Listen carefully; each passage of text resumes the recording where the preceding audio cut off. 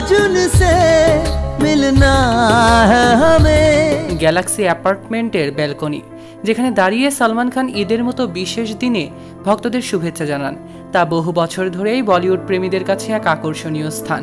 তবে চলতি বছরের শুরুতে ভক্তদের মধ্যে হতাশা ছড়ায় যখন দেখা যায় এই ব্যালকনিকে ঘিরে দেওয়া হয়েছে বুলেট প্রুফ কাঁচ। অনেকেই ধরে নিয়েছিলেন সালমান খানের বিরুদ্ধে চলমান হুমকির কারণেই নেওয়া হয়েছে এই সুরক্ষা ব্যবস্থা। তবে সম্প্রতি এক সাক্ষাৎকারে সালমান জানিয়েছেন ব্যালকনিতে কাঁচ বসানোর পেছনে রয়েছে অন্য এক সিদ্ধান্ত। বলিউড বাবলের খবরের সঙ্গে আলাপচারিতায় অভিনেতা বলেন, আমি দেখতাম কিছু মানুষ ব্যালকনিতে উঠে সেখানেই রাত কাটিয়ে দিচ্ছে। তাদের উদ্দেশ্য ছিল হয়তো আমাকে এক ঝলক দেখা বা দেখা করার সুযোগ পাওয়া। নিরাপত্তার স্বার্থে এই সিদ্ধান্ত নিই ব্যালকনিটা ঢেকে ফেলার। তবে বাস্তবে সালমান খানের এই ব্যালকনি ঘিরে ফেলা হয়েছে 2024 সালের জানুয়ারিতে, যখন তাকে ঘিরে একাধিক মৃত্যুর হুমকি আসছিল।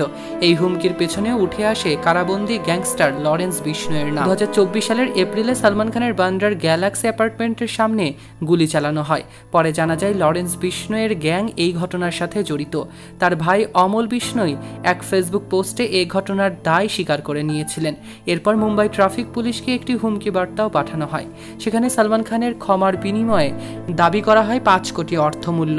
বার্তায় উল্লেখ ছিল, টাকা না দিলে সালমান খানের পরিণতি হবে জনপ্রিয় এক পলিটিশিয়ান বাবা সিদ্দিকির থেকেও ভয়ঙ্কর, যাকে 12 অক্টোবর 2024-এ গুলি করে হত্যা করা হয়।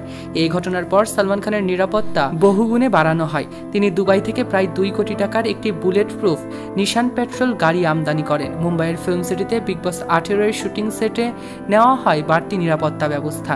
এই রকম ভয়ের মধ্যেই কাটছে বলিউড মেগাস্টার খ্যাত ভাইজান সালমান খানের জীবন। সৈকত আহমেদ নূর, সেলিব্রিটি লাইফলাইন।